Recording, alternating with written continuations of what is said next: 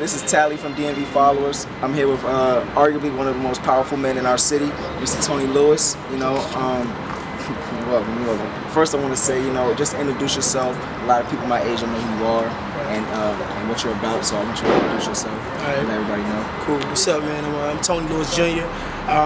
Native Washingtonian, community activist, founder of an organization called Sons of Life that focuses on kids of incarcerated parents, and I'm a supporter of everything from the district and the surrounding areas.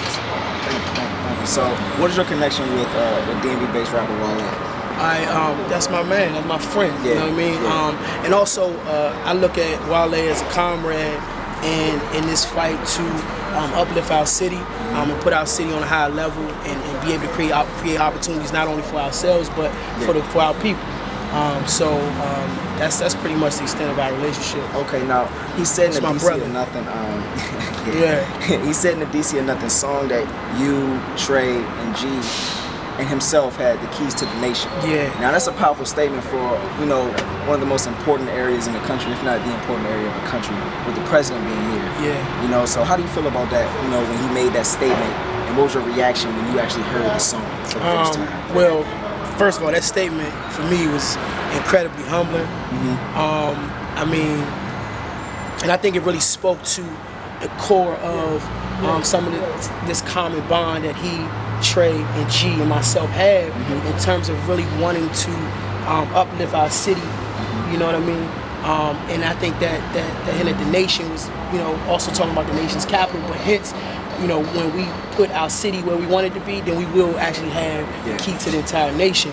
I actually cried real tears when I heard that song, just because I know, the whole DC or Nothing movement was something that kind of was an idea that I had, and to see it manifest into something tangible like that and what the song speaks to. The song really speaks to some real issues in our city. It really speaks to the plight and the trouble of a lot of the young people in this city. And I hope when people listen to it, they hear that. You know what I mean? And at the end of the day, it speaks to us coming together to help one another. And I think that's beautiful, man. That's what it's all about. Yeah. Now, a lot of people like the DC or Nothing song, you know what I'm saying? But they didn't really know the meaning behind it. They didn't know that DC or Nothing is actually a movement. That's been a movement in this city. You know what I'm saying? You want to explain that? Yeah, about a year and a half ago, I do a lot of work in the community. And really, the local rap scene inspired the idea of DC or Nothing because I felt like there was so much talent here that gets overlooked. And we don't support our local artists, but we support other artists. And so I just started pretty much tweeting about DC is DC or Nothing, meaning support and solidarity for our local artists. Primarily at that point was Wale, of course, but Fat Trail, Garvey, The Chosen One, people that I had relationships with, right? And then from that, it also was a part of my community activism and what I do. Everything that I was doing was saying that we're residents of DC, we live in the DMV area, we got to be more active. So also that played a part in DC or Nothing. And so it just kind of something I kept pumping and continued, and it really morphed. So everything that we did, you guys were part of Operation Nourishment. The coat drives, the pieces with Safe Shores, and then of course I won the 2011 Hoodie Award for Best Community Leader.